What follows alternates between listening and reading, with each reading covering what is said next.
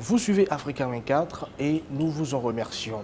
Notre invitée du jour nous vient du Kenya. Elle est la directrice générale de la commission de l'autorité des communications du Kenya. Elle s'appelle Mercy Wanjau.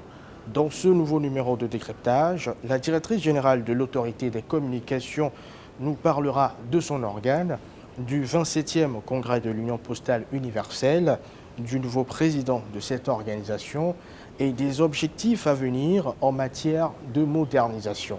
Encore une fois, bienvenue, Madame la Directrice Générale. Vous participez au 27e Congrès de l'Union postale universelle qui se tient depuis le 9 août à Abidjan.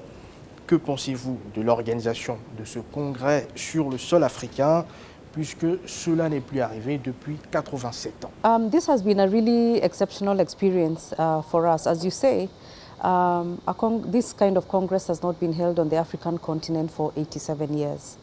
It was meant to be held last year, but because of the pandemic circumstances, it was postponed by 1 year. And it has come out to be really, really exceptional. And you can see the exceptional effort that has been put in place by the government of Côte d'Ivoire to make this Congress a success.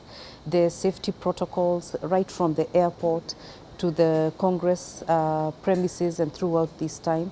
It brings out, I think, some certain qualities about this country. It's a caring country.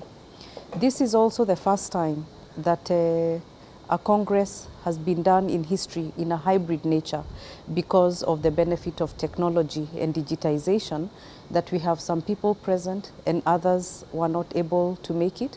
And it has demonstrated how inclusive this dialogue should be. So I feel very proud as an African because Côte d'Ivoire has helped put Africa on the map in a very warm way, in a very memorable way. L'Union postale universelle a un nouveau directeur général en la personne de M. Masaiko Metoki.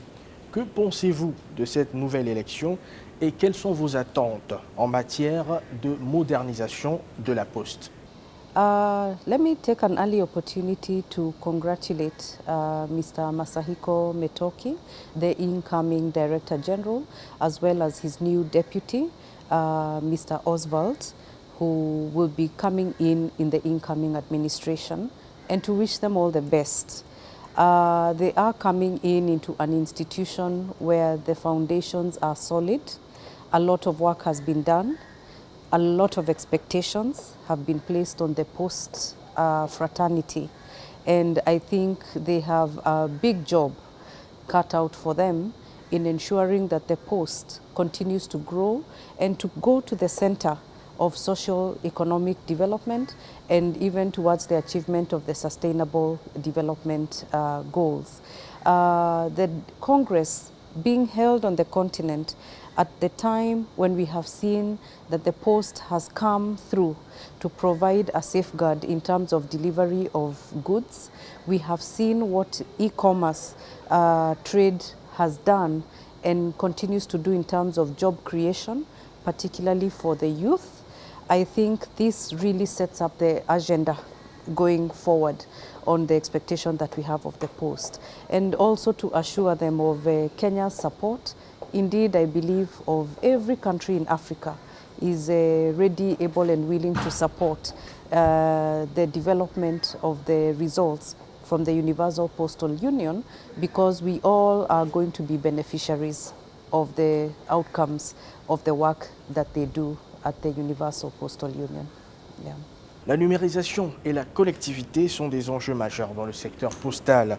Comment l'Afrique peut-elle élever le niveau de connectivité et de numérisation de son service postal? Digitization is going to be the new equalizer, and I believe that as we continue to adopt digitalization in the postal fraternity, this is going to be the postal renaissance, so to speak, because once you bring in technology into the post, you offer the opportunity for new products. You also offer the opportunity for value-added services, for example, such as tracking of goods, the possibility of hybrid mail, and the possibility of realizing e-commerce at a very large scale. This is the big challenge for African countries to rise up to, because we do have goods, for example, even within our countries, which we can exchange and trade. I have been here in Côte d'Ivoire and seen wonderful things. And the question is it possible to actually order these goods and they will come to me in Nairobi? So we can see the great possibility and the great opportunity, and technology truly is an enabler and is a creator of opportunity. Comment se présente l'environnement des télécommunications au Kenya? Quels sont les défis auxquels vous êtes confrontés dans ce domaine? The telecom environment is very robust.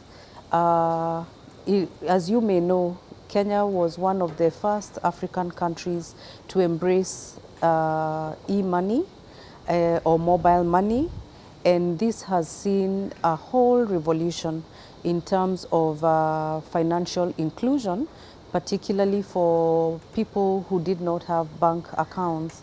And we have seen the value that this environment, the telecom sector, has brought to social economic development. During the pandemic, children, even in very remote places, have continued to learn because of usage of the network and the internet to access. It's very useful for business and commerce as well. I believe the Kenyan story is the African story. I also believe that we are probably at the first chapter of many other chapters and a lot more of success. So in terms of going forward, I believe this is a platform for great collaboration across countries, because as the networks grow and as they become deep, then we are able to actually experience the benefits of being on the same continent and enjoying joint services and the value that will come out of it. Dans le secteur des télécommunications se pose également la question de la cybersécurité. Comment faites-vous face à cette situation? Cybersecurity is not a Kenyan problem, it's not an African problem, it's a global problem. And the issue of promoting trust and security is very paramount, because so long as there is fear and harm coming on the internet platform, it means we can't get the full value. And we normally say that in the issue of cybersecurity, you have to be your brother's keeper.